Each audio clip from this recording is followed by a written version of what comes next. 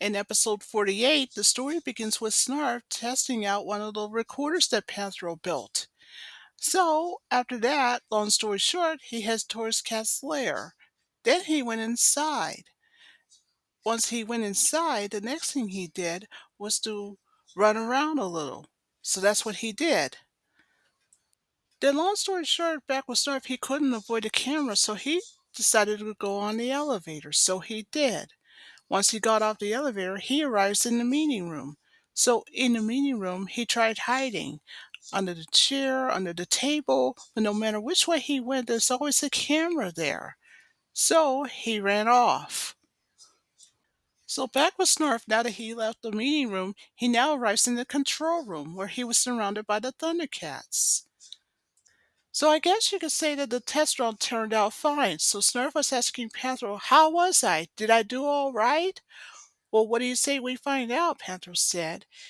And so, what the control room screen did is that it projected all the recordings that Snarf did from the camera. Well, as Snarf was watching what the camera did, he says, gee, it really doesn't look like me, but other than that, it's not bad. I like the part where I dodged around the table a little bit. While that's going on, Tiger was asking Snarf, was that you? Well, of course it's me, Snarf said when he admitted it. And Tiger says, well, that's weird. It really didn't look like you. Even though Snarf's not amused with Tiger's joke and then asks Panther a question, what are we going to do with those things? Well, Panther explains how those recorders work and everything else. Then Panther says that here's the best part. Each of us has one of these. And even better, as Lionel said when it's his turn to plead his case, to say we can record everything that happens here on Third Earth. Like a time capsule, like it was on Thundera, he said.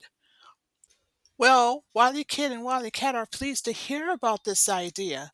Then wanted to know what it's all for. Why, for future generations to explore, Tiger said when it's his turn to plead his case. Then Jatara had pleaded her case to explain further that this way here so that everybody can know what Third Earth was like. So what's the use of having a time capsule? Wily Cat asked. We can't change what's happened in the past. Tiger, who happens to agree with Wily Cat, says, no, but we can only learn from it. Then it's Wily Cat's turn to ask a question. You mean if you make a mistake and see it and you can correct it? That's right, Panthro said. Now Lionel, who agrees with Panthro, he says, well, what are we waiting for? Let's get on with it. Or as the saying goes, it's showtime. So meanwhile, at the Black Pyramid's tomb chamber, unfortunately for the Thundercats, they didn't know that overhearing this was Mumm-ra, and he just saw what had happened in his cauldron. Speaking of the Thundercats, back outside of Cat's lair in the Thunder Tank, that's when everybody, well, except for Snarf, got out of the tank. But they're not the only ones because remember those cameras that Panthro had built? They're with them. So before the Thundercats can proceed, Lionel was asking everyone if everyone's all set and ready to go, and so are their cameras, and everybody said yes, everything's all set and ready to go. So all of the Thundercats head off. Oh, by the way, you're probably wondering why wasn't Snarf with them? Well, I guess you could say he decided to stay behind. Meanwhile, back at Black Pyramid's tomb chamber, after Mumm-ra had heard what had happened, so Mumm-ra pleaded himself a case. So Lionel and his friends wants a show, huh? I'll give them a show they'll never forget, Mumm-ra said. So, aha, you know what this means. As any bad guy would do, Mumm-ra, as always, has a plan. And what was that plan? Well, according to Mumm-ra, why not give them the last act, to coin a phrase? So, just like what any bad guy would do, as always, what Mumm-ra did first was to change himself into his monstrous form. So that's what he did. And as always, after Mumm-ra had finished his transformation, he flies out of the pyramid. So meanwhile, back at Cat's lair, but this time in the laundry room, there's Snarf. He was doing laundry, just like any person would. And at the same time, the camera was him, and as always, taking pictures. But then by accident, Snarf just had his tail caught, and the reason is because of the clothespin that was there. Oops. So that's a big mistake on his part. So unless the Thundercats can get him off of there, in the meantime, he'll just, to coin the phrase, hang around a little longer. Now back with Mumm-ra, who had just left the pyramid moments ago, and as I said, he has to come up with a plan. So you're probably wondering, what was Mumm-ra's plan? Well, he called upon the ancient spirits of iron and steel to create all the machines and, of course, robots from the past to, in Mumm-ra's case, create a mechanical plague for the Thundercats. So that was what was going on. So, one at a time, one by one, all of the machines came out of nowhere. First is the Technopede. Now remember, the Thundercats had defeated it since episode 45. That's 3 episodes ago. Next is the Plundorian robot. Now remember, the Plundorian robot is what Lionel defeated back in episode 20. That's 28 episodes ago. Next is the Diamond Driller. Now we remember him from episodes 18, 32, and 44, and this is his fourth appearance, by the way. Finally, the last machine on the list is the Mechanoset. So now with all four of the robots and machines that came up from out of nowhere thanks to Mumm-ra and his powers, all four of them have a mission. And that mission was this, to destroy all the Thundercats. So they were sent on their way. Unfortunately for the Thundercats, they were not aware of this because, as anyone would tell you, it's all part of Mumm-ra's plan. So first up was Panthro, and he's in the Thunder Tank, and he has the camera following him. So long story short, now that Panther has stopped the tank, he got out of it.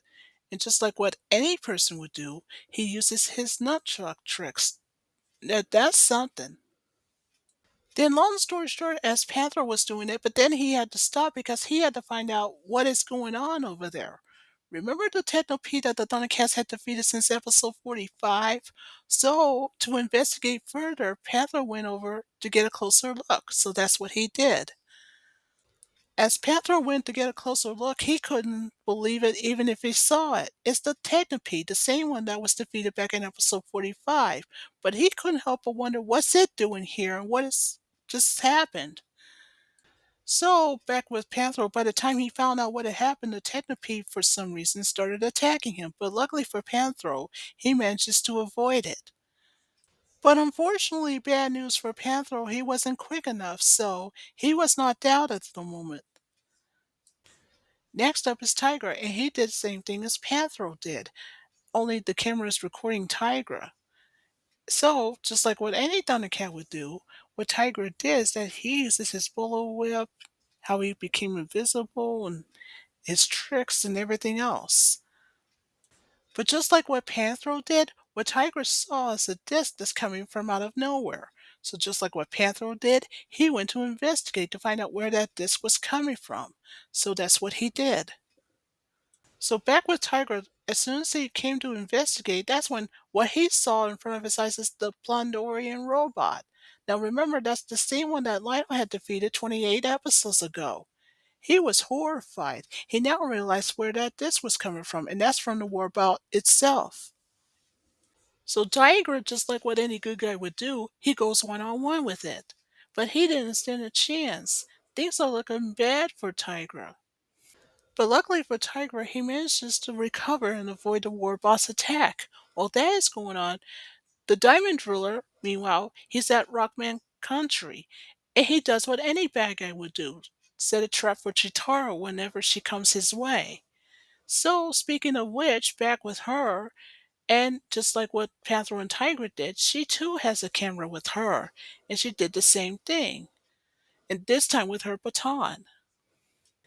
So, as it happens, she should have realized right then that she wasn't alone because something just threw a rock at her. But she had no idea that she was soon surrounded by rockmen. Now remember, it is a rockman country after all. Well, luckily for Chitara, she manages to get out of the way, and that's when she realizes that there are rockmen throwing rocks at her. But luckily for her, she dodges every attack that the rockmen did by throwing rocks at her. So Chitara did what any good guy would do, decided to run. But remember the hole that the diamond driller did? Well, she should have paid attention and didn't stop in time. So she fell right into the hole that the diamond driller did. And next thing you know, the Rockmen, remember them? They're continuing to throw rocks at Chitara. Things are looking bad for her. The Thunderkins, meanwhile, while that's going on, they're spaceboarding just like what any kid should do. Anyway, they did the same thing as the elders did. So, luckily, each of them have their cameras. Wily Cat has one, and so did her brother. Then suddenly up above, remember the mechanical set? Now remember, it was sent on this mission by Mumm-ra, but the kids are not aware of this yet, until they saw what had happened. Back with Wily Cat, when he saw over his shoulder about what had happened, he jumped off the spaceport, and luckily for his sister, she catches him.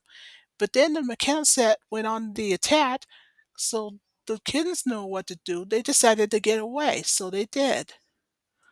Later, back at the Black Pyramid's tomb chamber, watching it happen with Mumm-ra, but he's not alone. He's talking to Slide, the leader of the mutants.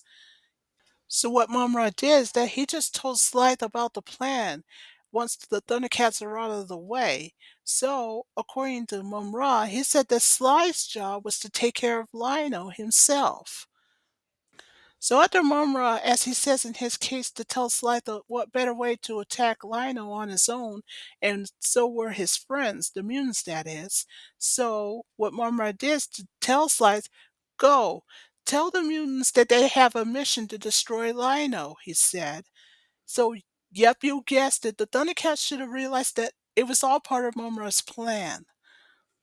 So speaking of Lionel back with him, he does what any leader would do. And with his Sword of Omens, of course, conjure up the sword's powers just like what anyone would do. Now he has a camera recording him just as his friends did. But unfortunately for Lionel's sword, it just told Lionel what had happened. So just like what any good guy would do, as always, Lionel looked through the sword's eye to tell him what happened. So he did. And what Lionel saw is horrifying. First of all, Panthro goes one on one with the Technopede, the same one they defeated since episode 45. Next, he sees Tiger going one on one with a Warbot, the same one he defeated 28 episodes ago. Next, he sees Chitara in Rockman Country being buried by rocks. Things are looking bad for her, and if that's not bad enough, he then sees the Thunderkins trying to escape from the Magno set. Yes, it's true. He should have realized right then that it was all part of the plan. Oh, and what about Snarf? He's still stuck on the clothesline back at Cat's lair by his tail, by accident, of course. And things got even more worse than what Linus saw next was unbelievable. Mutants coming to attack him. So, even though we didn't see it, but it is confirmed that Sly just told his friends about the mission that Mumm-ra had told him about back at the pyramid. So they're in their vehicles, a nosediver, a couple sky cutters, and a flying machine. So back with Lionel now that he saw what was going on in his sword, I guess you know what this means. It's showtime for Lionel. So he goes one on one with the mutants. All four of them, that is. The first mutant to attack in the Sky Cutter is Monkeyan, but luckily for Lionel, he uses his claw shield. And as the attack goes on and on and on and on and on, Lionel uses his sword, and luckily for him, he did. Long story short, luckily for Lionel, he has a camera that can record it all, but he didn't even seem to notice that Vultureman of the Mutants is coming up from below in a flying machine, but Lionel doesn't even notice it yet. As a matter of fact, you can tell right now that Lionel had reached his limit. He said, all right, enough is enough. So, to coin a phrase, according to him, he's changing the script. And by how? He does what any good guy would do. As always, he rejected a Thundercat signal from his sword, so he did. Well, the first Thundercat to see the signal first is Panthro. He's still one on one with the Technopede, the same one that the Thundercats had defeated since 3 episodes ago in episode 45. That was until, long story short, the Technopede was defeated for the second time, but this time by Panthro. And once that happens, what Panthro did next is that he goes to his Thunder Tank. And so after that, the Thunder Tank heads off. As the Thunder Tank is on his way, next up is Tiger. He's still battling with the Warbot, just like what Lionel did 28 episodes ago. So after Tiger had avoided the Warbot's attack, oh, by the way, he was the second to see the signal, by the way. So when he saw that the Thunder Tank is headed his direction, he knows that there was no time to lose. Luckily for Tigra, he manages to dodge the robot's attacks. So when he jumped into the Thunder Tank to join up with Panthro, so the Thunder Tank goes one on one with the Warbot. So back with the Warbot that uses his magnets on the Thunder Tank is having a tug of war match with the Warbot. And so both of them pulled and pulled and pulled and pulled. Well, luckily not for long because thanks to the Thunder Tank, it manages to cut the chains. So it dodges every attack that the Warbot did. And then finally, it's time for the cannon. Of course, long story short, getting the cannon ready was Tigra. So, thanks to the Thunder Tank's cannon, the Warbot is defeated for the second time, just like what Lionel did. So now that Tigra and Panther are finishing battling with the Warbot, they now decided to go pick up Chitara, so the Thunder Tank heads off. So meanwhile, back at Rockman Country, the third person to see the signal was Chitara, who was held up at the moment, but not for long. Luckily for her, she made it out of the hole okay. And of course, what's even better is that she survived intact. Last but not least, the Thunderkins were last to see the signal. Well, the Magnum set is still pursuing them, but not for long. Luckily for them, they threw the capsules into the water to make the fake bird appear out of nowhere. And after that, the Magnum set gets away. So, back with the five Thundercats, now that they have banded together, now they're on their way to rescue Lionel. That is, of course, if they can get there in time. Oh, and speaking of Lionel, back with him, he's still battling the mutants. And what about Snarf? He's still stuck at Cat's Lair for the moment, but we'll get to him later. So, back with Lionel, thanks to his sword's power, the first thing he did was doing jet slides from the nose diver. Tigra and Panthro, meanwhile, are in the Thunder Tank. And so, as always, Tigra gets the cannon ready to shoot at Monkey and the mutants, who's in the Sky Cutter. And so he did. And so, because of the cannon's attack, that causes Monkey to eject out of the Sky Cutter. So back with Monkey, who was ejected out of the Sky Cutter, he landed on Jocko Man on his second one. And when that happened, Monkey had accidentally smashed the controls. Back with Vultureman, who was last, he's in the flying machine. So what Vultureman did is that he got the smoke bomb ready, and so he released it on Lino. But luckily for Chitara, she comes to the scene, and what she did is that she threw her baton at the flying machine that has Vultureman. So now that the flying machine is out of commission thanks to Chitara, so unfortunately for the bad guys, Mumm-ra and the mutants, their plan had backfired, and so was the idea of the mechanical plague, to coin a phrase. And it's all thanks to the Thundercats. And speaking of, back with the mutants, now that they knew that they have been defeated, they went back to Castle Plondor. Watching the Thundercats celebrating victory once again was Mumm-ra in his Pyramid's tomb chamber. He's now all upset because the mutants had failed in their mission, but on the contrary, so did his.